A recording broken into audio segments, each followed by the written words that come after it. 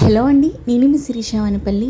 ఈరోజు మన ఛానల్లో సొరకాయ పప్పు ఎలా చేసుకోవాలో చూపిస్తా. ప్రాసెస్ అయితే చాలా ఈజీగా ఉంటుంది, టేస్ట్ మాత్రం చాలా అంటే చాలా బాగుంటుంది. వీళ్ళకి వెళ్ళిపోదాం. ముందుగా కందిపప్పును వాష్ చేసుకొని నేను ఇక్కడ కప్పున్నర దాకా తీసుకున్నాను. కందిపప్పుని గంట సేపు నానబెట్టుకున్నాను.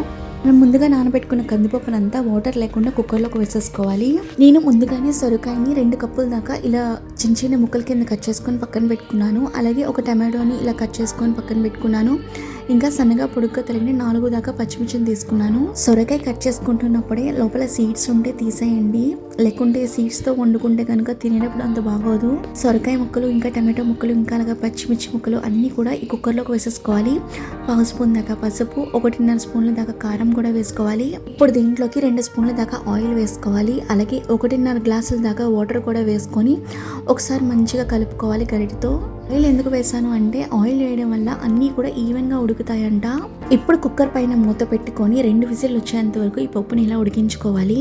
2 విజిల్లు వచ్చి కుక్కర్ కొంచెం చల్లారిన తర్వాత కుక్కర్ పైన ఉన్న మూత తీసి ఒకసారి పప్పు అంతా మంచిగా ఇలా గరిటెతో కలిపేసుకోవాలి. నేను ముందుగానే కొంచెం చింతపండు నానబెట్టుకున్నాను. వీడియోలో కనిపిస్తుంది కదా, ఇంత చింతపండు అయితే సరిపోతుంది. ఇప్పుడు ఈ చింతపండు రసం అంతా కూడా మనం ఈ పప్పులోకి వేసేసుకోవాలి. అలాగే మనకి రుచికి తగినంత ఉప్పు కూడా ఇందులోకి వేసుకొని ఒకసారి మంచిగా కలుపుకొని ఒక 5 నిమిషాల పాటు మీడియం ఫ్లేమ్లో పెట్టుకొని పప్పుని ఇలా ఉడికించుకోవాలి. ఈ పులుపు అంతా ఈ పప్పుకు పట్టి మంచిగా ఇలా ఉడికిన తర్వాత మనం తాలింపు పెట్టుకోవాలన్నమాట. తాలింపు కోసం ఏదైనా ఒక కడాయిలోకి ఆయిల్ వేసుకొని వెల్లుల్లిపాయ రెబ్బలు, ఆవాలు, జీలకర్ర, మినపప్పు, ఇంకా ఎండుమిర్చి అలాగే కరివేపాకు కూడా వేసుకొని మంచిగా ఫ్రై చేసుకోవాలి.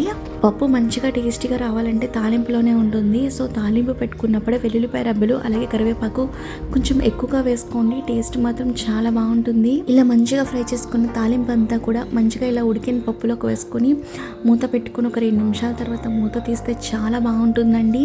ఈ స్మెల్ అంతా కూడా పప్పుకు పట్టాలి, అందుకే 2 నిమిషాలు అని అన్నాను. చివరిగా కొంచెం కొత్తిమీర వేసుకొని వేడివేడి రైస్తో సర్వ్ చేసుకోండి, చాలా బాగుంటుంది. ఈ వీడియో మీకు నచ్చితే ప్లీజ్ సబ్స్క్రైబ్ చేయండి. Thanks for watching this video. Bye.